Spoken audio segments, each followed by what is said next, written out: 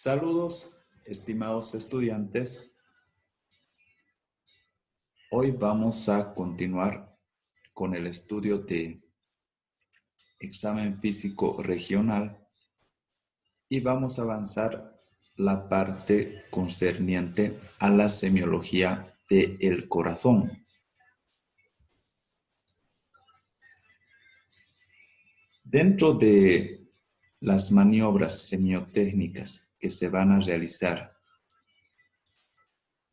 en la exploración del corazón, vamos a hablar de inspección, palpación, percusión y auscultación, tomando en cuenta que esta última es la que más datos nos proporciona y nos ayuda bastante en la identificación de ciertas alteraciones que puedan surgir en nuestros pacientes. Por lo tanto, esta última requiere especial atención.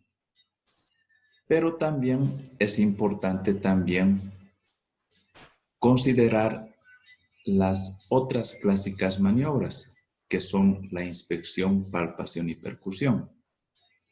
Entonces, vamos a empezar con la inspección y palpación del área precordial, indicando de que el área precordial es la porción del tórax donde se va a proyectar el corazón y los grandes vasos. Entonces, el área precordial es la porción del tórax en donde se proyectan y son más cercanos el corazón y los grandes vasos. Esa es la zona que vamos a estudiar.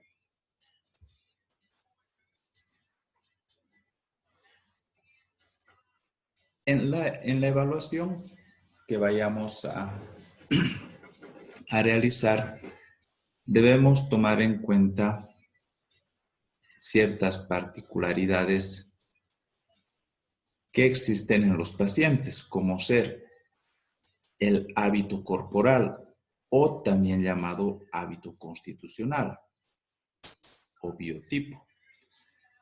Y también algunas particularidades que puede presentar el tórax en distintos pacientes. Por ejemplo, en un paciente de hábito longilíneo, vamos a tener la característica del desplazamiento hacia abajo del diafragma y en consecuencia desplazamiento del corazón. Por lo tanto, este paciente de hábito longilíneo va a presentar ciertos cambios en relación, por ejemplo, al choque de punta o choque apexiano y otros latidos. Va a presentar también un aumento aparente de la actividad cardíaca. Es decir, se van a poder evidenciar muy claramente latidos paraesternales, ruidos cardíacos más notorios, tanto a la palpación y auscultación de estos pacientes. Si el paciente presenta un hábito brevilíneo, entonces suele suceder lo opuesto al anterior.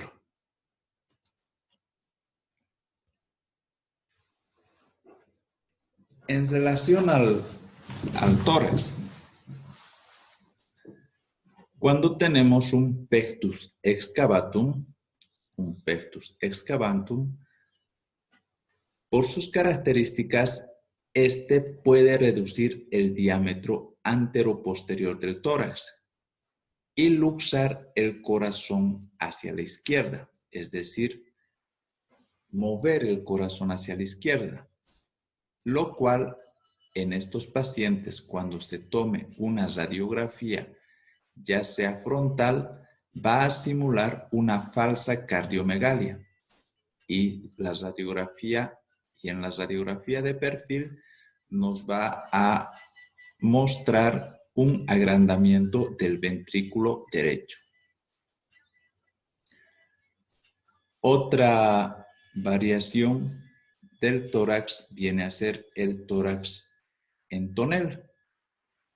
El tórax en tonel se va a caracterizar por un aumento marcado del diámetro anterior del tórax, lo cual va a ser más complicado el examen físico cardíaco, ya que por este motivo van a desaparecer los latidos cardíacos, la matidez percutoria del corazón y los ruidos cardíacos. Estos van a ser poco o casi nada audibles, excepto en el hueco epigástrico.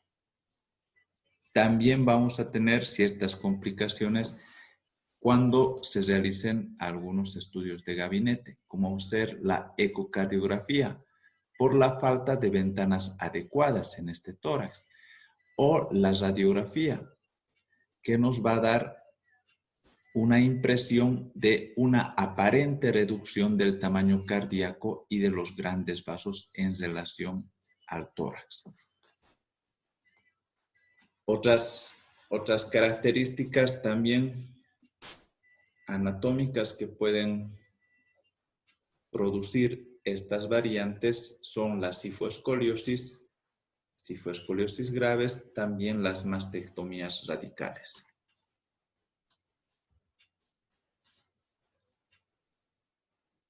Debemos indicar que la inspección y la palpación del tórax se suele hacer a la vez. Se inspecciona e inmediatamente se suele corroborar lo que uno está inspeccionando o viendo con la palpación. Y nos es útil sobre todo en el diagnóstico de las algias precordiales, es decir, de lo que conocemos como dolores de pecho. En estos casos pueden ser, por ejemplo, fibrositis o simples contracturas de los músculos pectorales, o neuralgias intercostales izquierdas, o tal vez el síndrome de Tietze. Nos va a servir para diferenciar estas algias precordiales de las que son de origen isquémico miocárdico, es decir, de los dolores anginosos que involucran isquemia miocárdica. La inspección y la palpación debe orientarse principalmente hacia el reconocimiento de tres aspectos.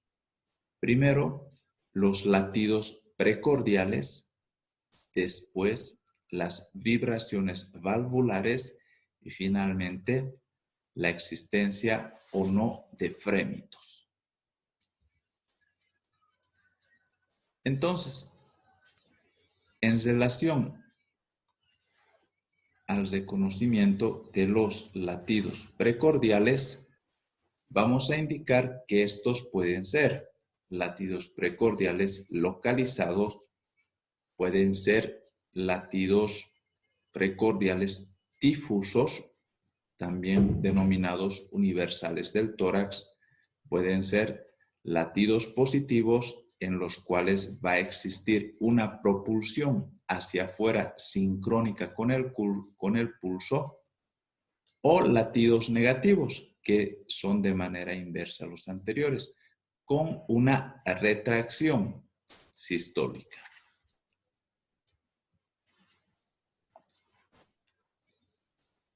En relación a los latidos localizados, vamos a tener dentro de estos una especial atención en lo que es el choque apexiano o choque de punta. Pero también vamos a tratar de inspeccionar y palpar otros latidos que puedan existir localizados. En relación al choque apexiano, debemos indicar que en el adulto en reposo y en decúbito dorsal, el choque apexiano se puede ver y palpar en el quinto espacio intercostal izquierdo. por dentro de la línea medio clavicular, en un área que no sobrepase los 20 milímetros de diámetro. El choque apexiano es muy notorio antes de los 20 años. El choque apexiano puede también no ser detectado en cerca de la mitad de los individuos que comprendan las edades de 25 y 40 años. Y el choque apexiano deja de percibirse con nitidez después de los 40 años.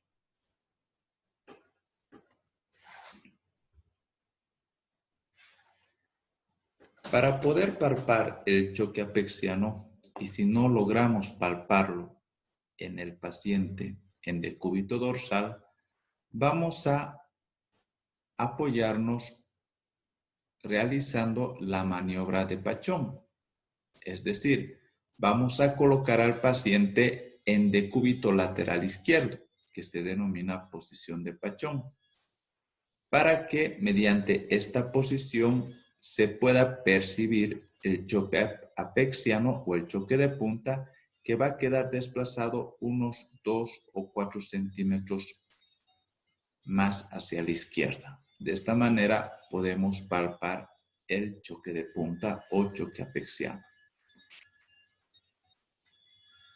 El choque apexiano está compuesto de dos movimientos que comienzan al mismo tiempo. Uno de ellos es el levantamiento y endurecimiento, que consiste en un latido real. Y el segundo movimiento es una vibración. Este segundo movimiento, esta vibración, es mucho más breve que el levantamiento del primer movimiento.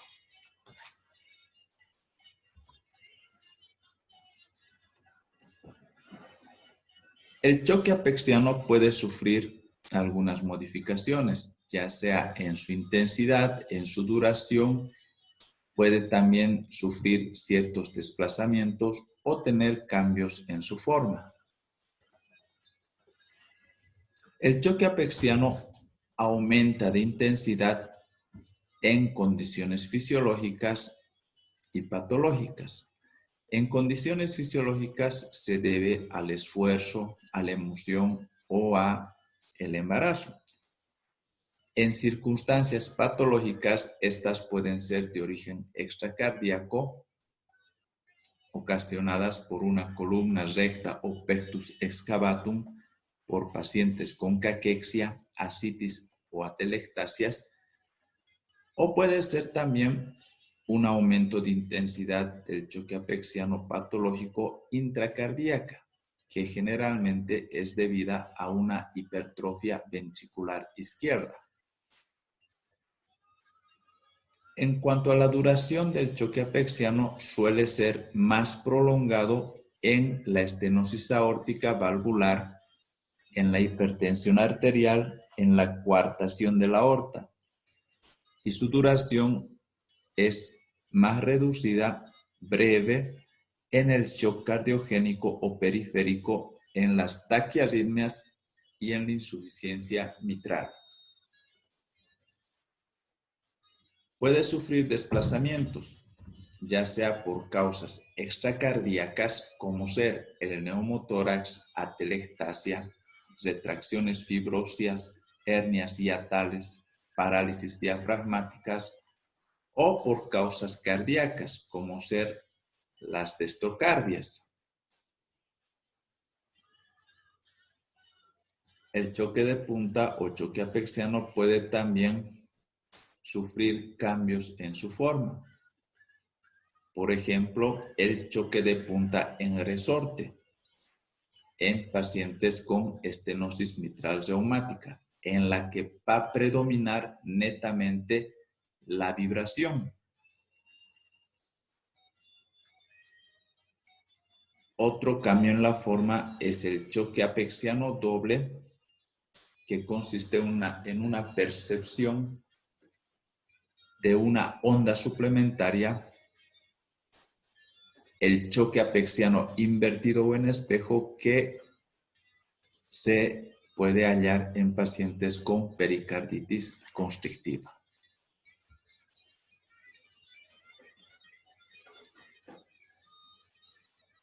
Entonces, dentro de los latidos localizados, el más importante es el choque apexiano o choque de punta, pero también podemos encontrar otros latidos localizados, que estos generalmente van a ser patológicos, salvo algunas excepciones.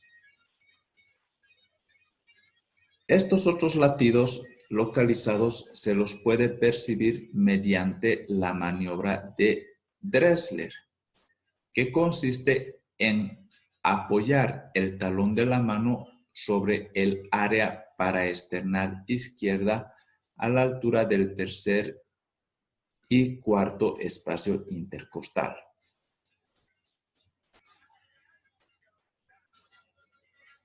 Dentro de los otros latidos localizados vamos a tener el latido paraesternal izquierdo a la altura del cuarto y quinto espacio intercostal. Esta es debida a un ventrículo derecho dilatado e hipertrofiado. Otro latido localizado viene a ser el latido en el segundo y tercer espacio intercostal izquierdo. Cuando encontramos este latido localizado en el tercer, segundo y tercer espacio intercostal izquierdo, y este se asocia también con dos elementos que son la matidez percutoria y un segundo ruido cardíaco desdoblado, palpable y auscultable, a estos tres elementos se conocen como complejo de la pulmonar de Chávez, que nos va a permitir afirmar hipertensión arterial pulmonar moderada a grave.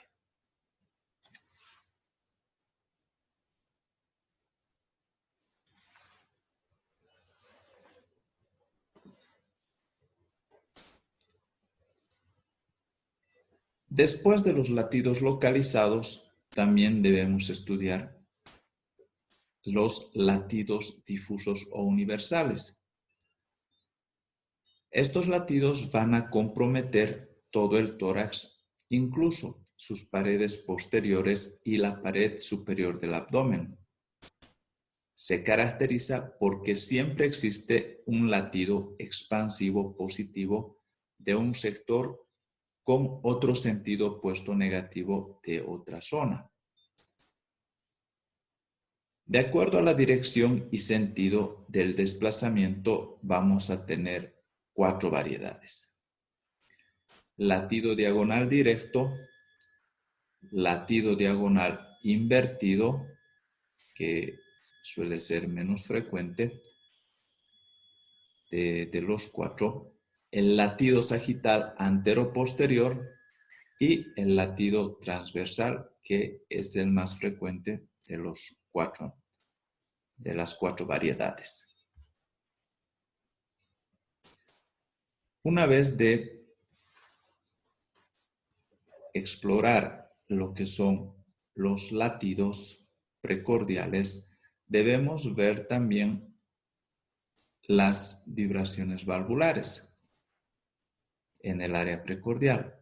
Estas van a representar la expresión palpatoria de ruidos cardíacos, ya sean estos normales o anormales. En condiciones normales solo se palpan las vibraciones generadas por el primer ruido en el área apexiana, formando parte del choque de punta. En el corazón hipercinético, ya sea por esfuerzo o emoción, en las anemias crónicas, en la fiebre, hipertiroidismo, fístulas arteriovenosas, estenosis mitral, se pueden palpar también nítidamente las vibraciones apexianas del primer ruido como también del segundo ruido. Pero recordar que en condiciones normales solo se palpan las vibraciones generadas por el primer ruido en el área apexiana. Debemos también inspeccionar y palpar frémitos. Los frémitos son vibraciones de la pared torácica, vibraciones, pero son de mayor cantidad de ciclos por segundo que las originadas por los ruidos cardíacos. Los frémitos van a representar la expresión palpatoria de los soplos intensos o acústicamente graves. Debemos tomar en cuenta de que no todos los soplos van a estar acompañados de frémitos, pero sí van a estar acompañados de frémitos aquellos soplos intensos o acústicamente graves. Eso en cuanto a la inspección y palpación del área precordial. Ahora pasamos a la percusión. Debemos tener claro de que la zona que comprende el corazón y los grandes vasos tiene una forma rectangular en cuanto al sonido característico de matidez que va a presentar este órgano y los grandes vasos. Esta zona de matidez del corazón y los grandes vasos tiene forma rectangular y va a incluir los espacios intercostales cuarto y quinto y se va a extender desde la línea paraesternal izquierda hasta casi la línea hemiclavicular izquierda. Toda esta zona va a comprender matidez, va a ser una zona de matidez. El choque apexiano va a quedar por fuera de su borde externo junto al ángulo inferior izquierdo. Entonces, aquí vamos a tener el choque apexiano.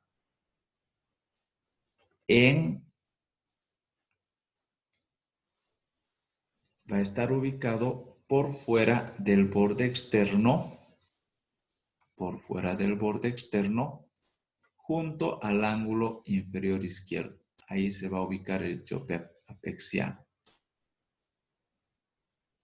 Bien, entonces, si tenemos en esta zona matidez, la zona del esternón va a presentar sonoridad torácica característica del área torácica en toda su extensión.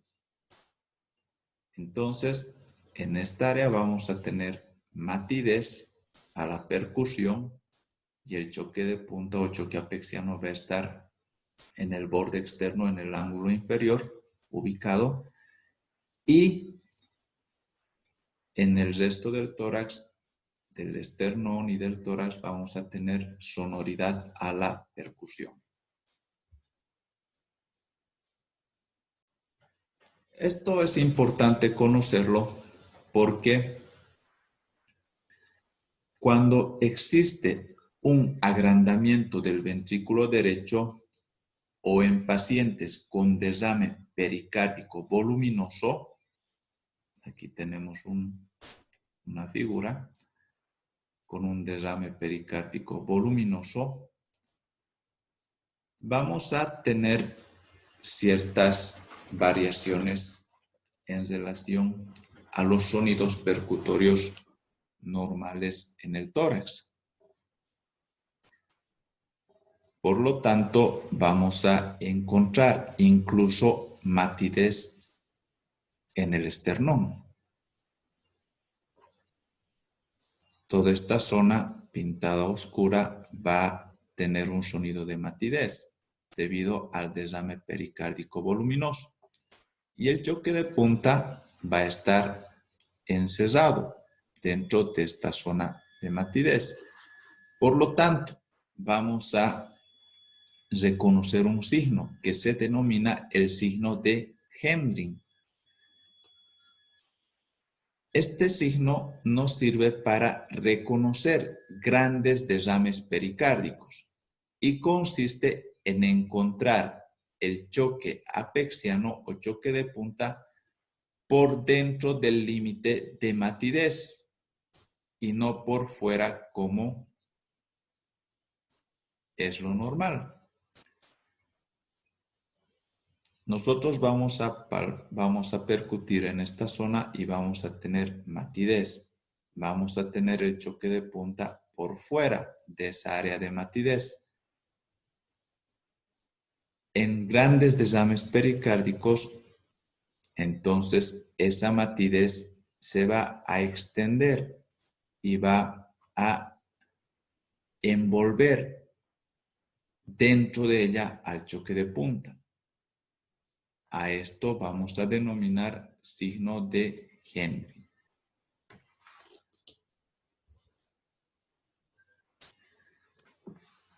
Finalmente, debemos auscultar el área precordial. Ello debemos hacerlo tomando en cuenta ciertas consideraciones. El ambiente debe ser silencioso.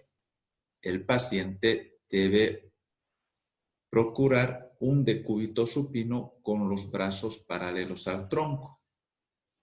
Vamos a auscultar mediante focos que constituyen zonas de referencia. Auscultamos con el estetoscopio cada uno de estos focos de referencia y vamos a utilizar en diferentes situaciones el diafragma del estetoscopio para auscultar ruidos de alta frecuencia o la campana cuando sean ruidos de baja frecuencia.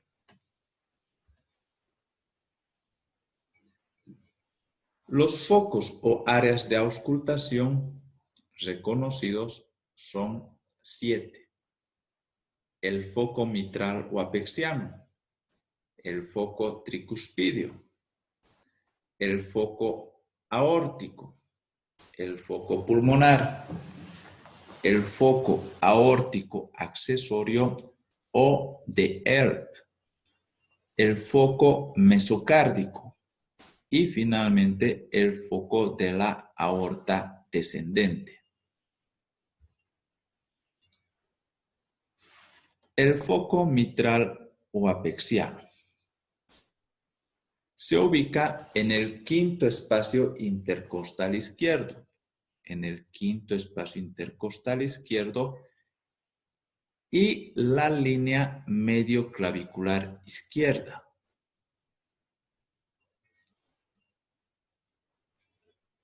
El sitio o en este sitio, en este foco, es donde mejor se escuchan los ruidos generados por el aparato vulvar mitral, por la válvula mitral. Tenemos también el foco tricuspideo. El foco tricuspideo va a estar localizado en la base del apéndice sifoides al lado izquierdo del ángulo de Charpy. El foco tricuspideo corresponde a la proyección de los fenómenos acústicos de la tricúspide por el ventrículo derecho a la porción inferior del esternón.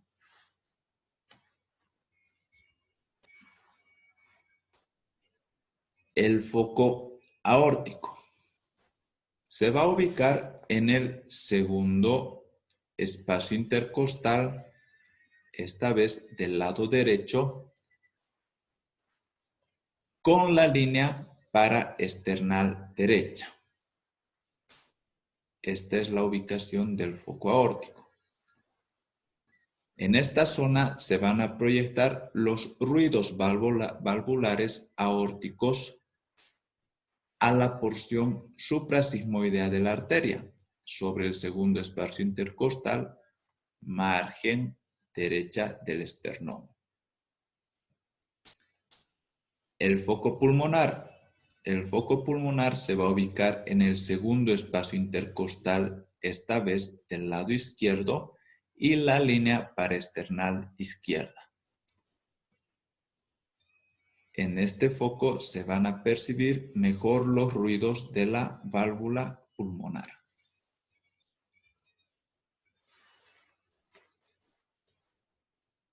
El foco aórtico accesorio o de Earp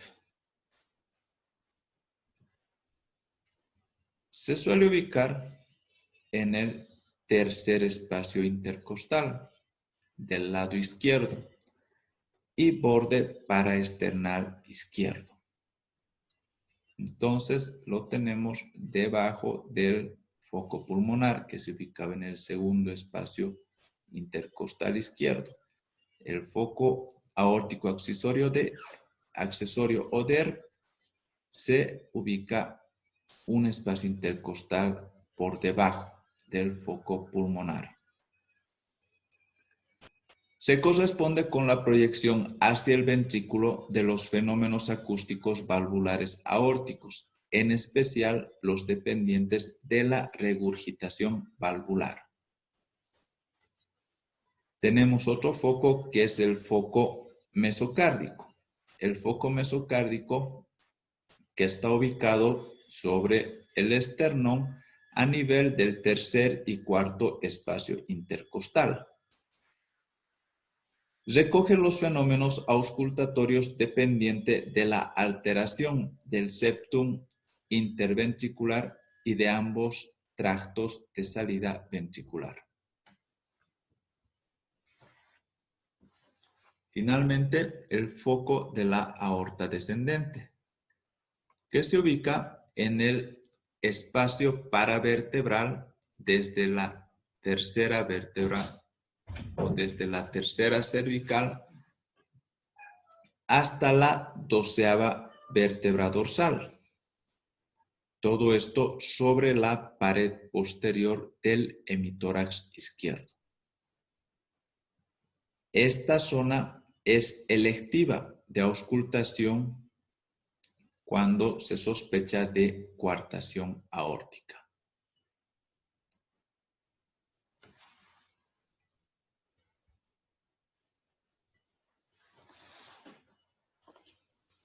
Dentro de la auscultación cardíaca debemos reconocer ruidos cardíacos. Estos pueden ser normales, podemos tener ruidos agregados, podemos también auscultar soplos cardíacos o frotes pericárdicos también. Dentro de los ruidos normales vamos a indicar 4 ruidos. El primer ruido, segundo ruido, tercer ruido y cuarto ruido. Entre los ruidos agregados podemos tener clics, chasquidos, sístole en eco, o golpe pericárdico y ruidos protésicos. Vamos a empezar con los ruidos cardíacos normales. Para esto debemos saber de que los ruidos cardíacos normales van a estar separados entre sí por silencios, 2 silencios, que van a ser el pequeño silencio que va a estar presente entre el primer y segundo ruido, y va a coincidir con la sístole ventricular. Y tenemos también otro silencio, que viene a ser el gran silencio. El gran silencio va a ocurrir entre el segundo y primer ruido del ciclo siguiente. Entonces, entre el segundo ruido y el primer ruido del ciclo siguiente. Va a coincidir con la diástole ventricular.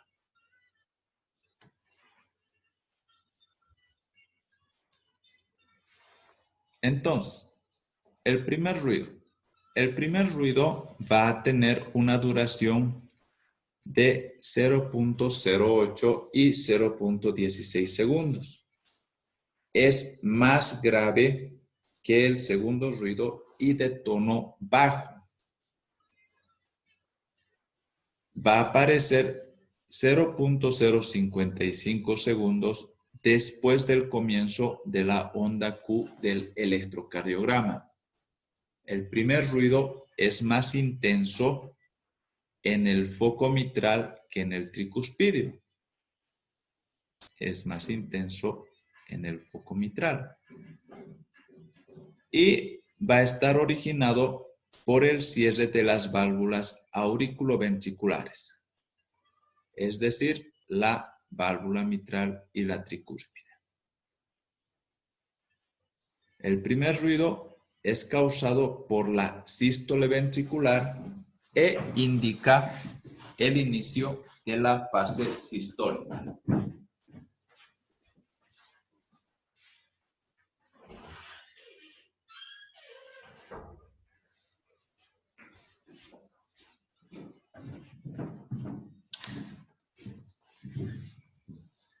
El segundo ruido. El segundo ruido es más breve y también es más agudo que el primer ruido. El segundo ruido se ausculta bien en los focos de base, es decir, en los focos aórtico y pulmonar, a diferencia del primer ruido que se auscultaba bien en el ápex. El segundo ruido tiene dos componentes, un aórtico y un componente pulmonar. Presenta un desdoblamiento fisiológico en la inspiración. El segundo ruido se origina por el cierre de las válvulas sigmoideas, la válvula aórtica y la válvula pulmonar, e indica el inicio de la fase sistólica. Entonces, continuamos.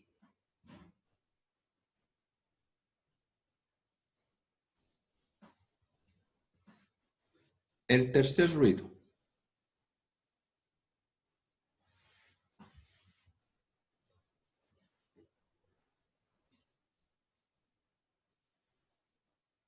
Perdón. En el segundo ruido, vamos a corregir esto en sus diapositivas. No va a indicar el inicio de la fase sistólica, sino va a indicar el inicio de la fase diastólica. ¿Sí? Por favor, vamos a corregir esta parte. Inicio de la fase diastólica. El primer ruido indica el inicio de la fase sistólica y el segundo ruido el inicio de la fase diastólica. El tercer ruido.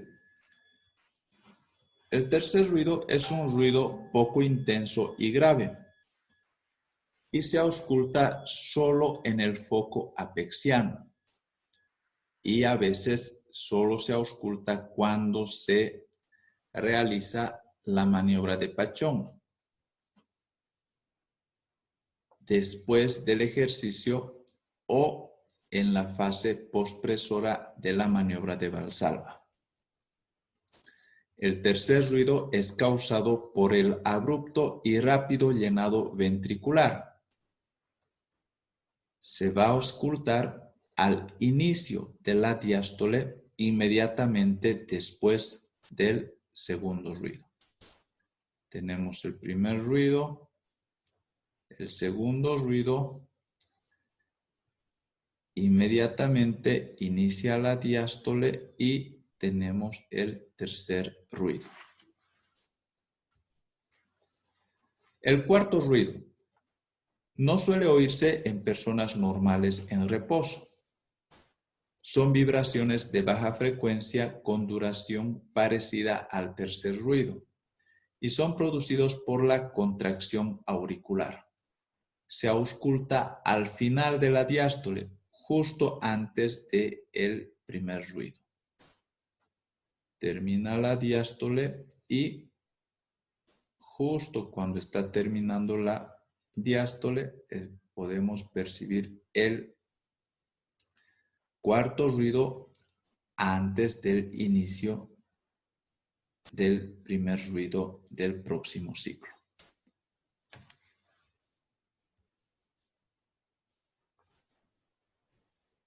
Los soplos cardíacos. Los soplos cardíacos van a obedecer a las vibraciones generadas por el flujo sanguíneo turbulento derivado de un brusco aumento de velocidad. Los soplos pueden ser funcionales, como por ejemplo los sistólicos de poca intensidad que son frecuentes en niños y adolescentes, o pueden ser soplos orgánicos, ya debidos a alteraciones valvulares, vasculares o cardíacas.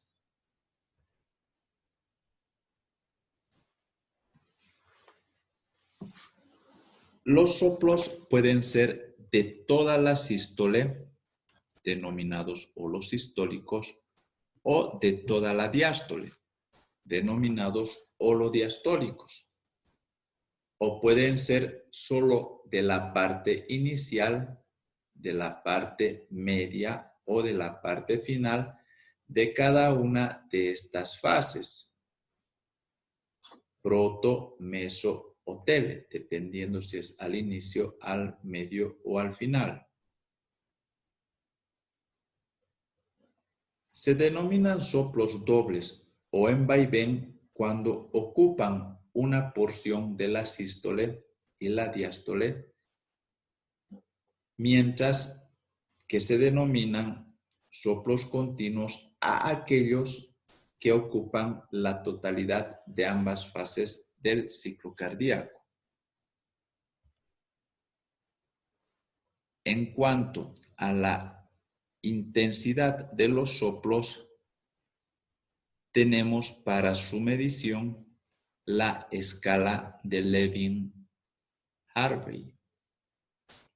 en la cual vamos a tener 6 grados de intensidad de soplos, leves, moderados, hasta intensos. El grado 1 es un soplo leve. Se lo considera como también soplo dudoso. Se gradúa en 1/6. Consiste en que si hay más de un observador, no todos los observadores lo van a poder oír. El grado 2 también es un soplo leve, 2/6, en el cual todos los observadores lo van a poder escuchar, pero de escasa magnitud.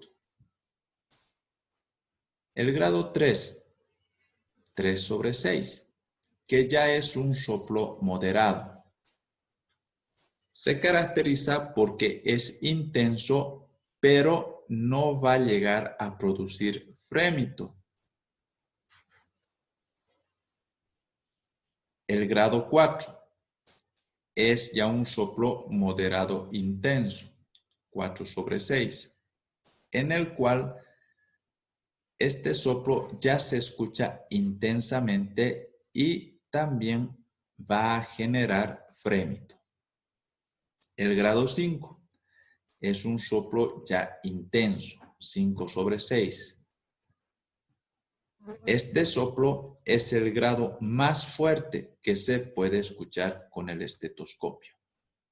Y finalmente el grado 6, que es un soplo intenso, 6/6, el cual se puede percibir incluso sin estetoscopio. Ahora vamos a hablar acerca de la clasificación de los soplos. Los soplos pueden ser sistólicos o diastólicos.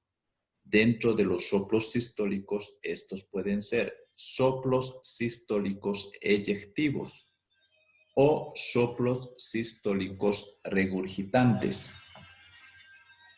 Dentro de los soplos diastólicos, estos pueden ser soplos diastólicos regurgitantes o soplos diastólicos de llenado. Los soplos sistólicos eyectivos son soplos mesosistólicos. Pueden apreciarse en la estenosis aórtica valvular, estenosis pulmonar valvular. Los soplos sistólicos regurgitantes son soplos holosistólicos que pueden encontrarse en la insuficiencia mitral común, la insuficiencia tricuspidea, la comunicación interventricular. Los soplos diastólicos regurgitantes pueden encontrarse en la insuficiencia valvular aórtica, insuficiencia valvular pulmonar, y los soplos diastólicos de llenados suelen presenciarse en la estenosis mitral y la estenosis tricuspidea. Finalmente vamos a hablar de algunas maniobras cardíacas que se suelen realizar en la exploración del corazón. Tenemos la maniobra de Harvey, que se caracteriza porque el paciente se encuentra sentado e inclina el tórax hacia adelante. Esta maniobra magnifica los ruidos de base. La maniobra de Rivero-Carvalho consiste en una inspiración profunda del paciente. Esta maniobra va a magnificar los ruidos del corazón del lado derecho. La maniobra de Valsalva consiste también en una inspiración profunda, pero el paciente a la vez debe pujar. Nos sirve para poder diferenciar ruidos del lado derecho y ruidos del lado izquierdo. Entonces, con la maniobra de Valsalva vamos a diferenciar los ruidos del lado derecho del izquierdo. La maniobra de Pachón consiste, esa es la maniobra de Valsalva, y la maniobra de Pachón consiste en que el paciente en decúbito lateral izquierdo va a ubicarse y nosotros vamos a revisar el área precordial en esa posición. Esta posición va a poder ayudarnos a magnificar los ruidos de punta. La maniobra de Azoulay. Esta maniobra se da con el paciente en decúbito dorsal que eleva los miembros superiores e inferiores. Esta maniobra mejora el retorno venoso y por lo tanto magnifica los ruidos del corazón izquierdo. Muchas gracias por la atención y nos vemos la siguiente clase.